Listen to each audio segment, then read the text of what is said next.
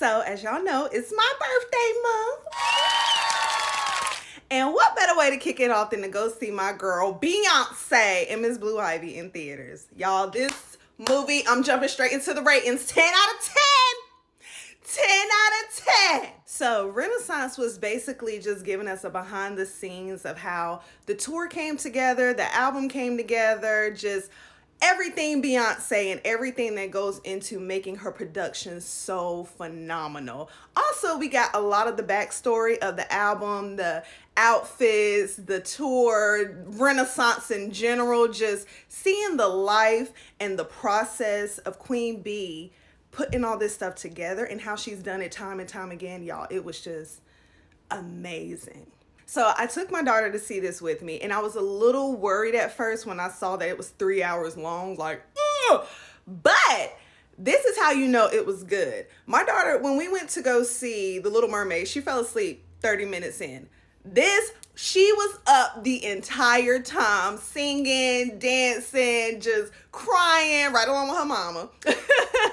But she really, truly enjoyed herself, and I did as well. Now let's get into the meat and the mashed potatoes, okay?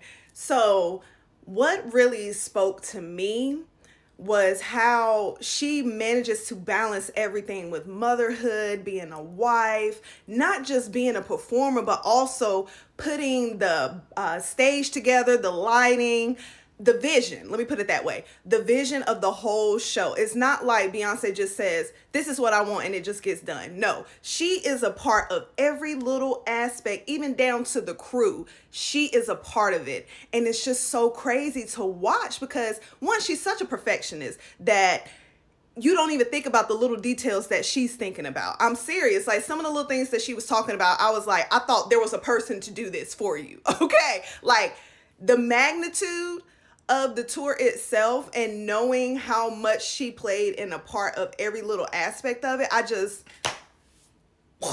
and also, you know, Beyonce gets a lot of hate, which I get it. Beyonce's not everybody's cup of tea. That's why when people be dropping nasty comments about Beyonce on my videos, I'm just like, I already know it comes with the territory.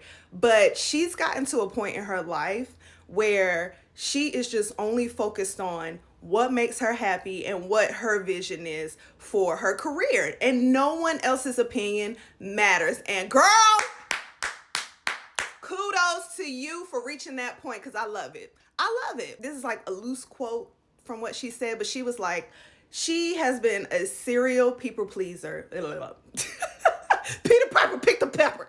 She has been a serial people pleaser for most of her life. And now she just don't give a F anymore. And she says she finally feels free. And honestly, that's the feeling that we all get when we go to her concerts, when we listen to her music. More so now than in the past, because a lot of people are like, you know, she's changed, she's this, she's that. No, she's walking in her truth. She is doing what is true to her, and it is carrying over into her audience, you know, her beehive.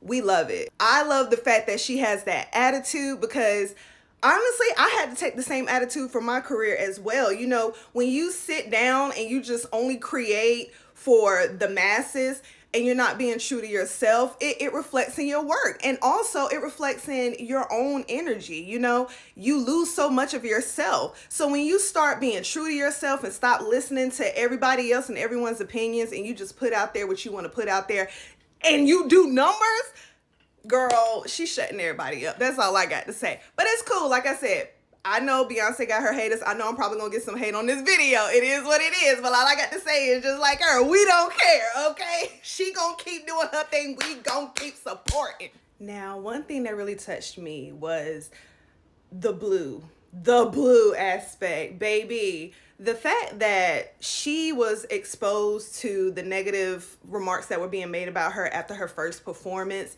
and took that as fuel to get better instead of just letting it eat her up and let her feel like maybe this ain't for me. No, she was like, I'm going to get out there, I'm going to practice every day, and I'm going to get better and better. And by the time I get to my last show, that's probably going to be the best performance I ever did. Ma'am, 11 years old and already has that mindset. See, that's what I'm talking about. That is a reflection of good parenting, a good circle, the people around her is feeding her good energy and good vibes. And I was crying, y'all. I was like, that baby is strong and good for her. And my daughter, same thing. I'm glad she saw that, because a lot of this generation cares about what everybody else thinks.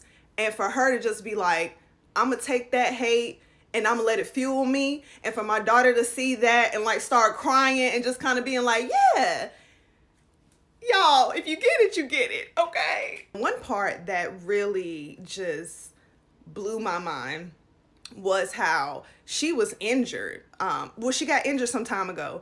And right before the tour, before rehearsals, a month before rehearsals, she had knee surgery. Coming from somebody that's had 4 knee surgeries and they were career ending for my dance life, I understand how it feels when you're trying to push yourself, you're trying to get back out there, but at the same time, you're scared you're going to hurt yourself even more. And not to mention, she's in her 40s, okay? Out here dancing like 20-something-year-olds. Her body can't, do what she used to do, and she just keeps pushing, and pushing. She lost her voice at some point. She had bronchitis, battling some sinus infections as well from all the smoke from the arenas, and still kept going. It is just beautiful to see how resilient she is and how hard she works for her craft, y'all. Like, this woman's work ethic is unmatched. I'm serious. The only other person I know that might work as hard as she did was freaking Michael Jackson, okay? And I also loved how she took time to give everybody their flowers. Everybody that had something to do with this, down to the dancers, the original members of Destiny's Child, of course, her mom, her dad, told the story of Uncle Johnny. So now we know fully how Uncle Johnny played into her life. The ballroom, oh my gosh, she gave the dancers their shine, let them tell some of their stories. The greats from the ballroom, like, they came on, told their stories. The voice of the Renaissance, like, just everything. She really just gave everybody their flowers, even down to the crew. I mean, how much more love do you need from this woman to understand that she is just phenomenal? I could go on for days and days about how much I love this movie, but all I got to say is being at the concert itself was an experience that I will never forget. Greatest concert of my life. Seeing it after in the movies with my daughter and just sharing that experience with her. One, you kind of relive the concert all over again, but you just get pulled into what all went into it and the woman, the machine that is Beyonce.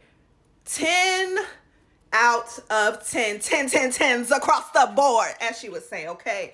Beyonce, woo! Okay, girl. Drop a comment, let me know what y'all think, and I will see y'all next time for some more reviews. Renaissance, Renaissance, Renaissance.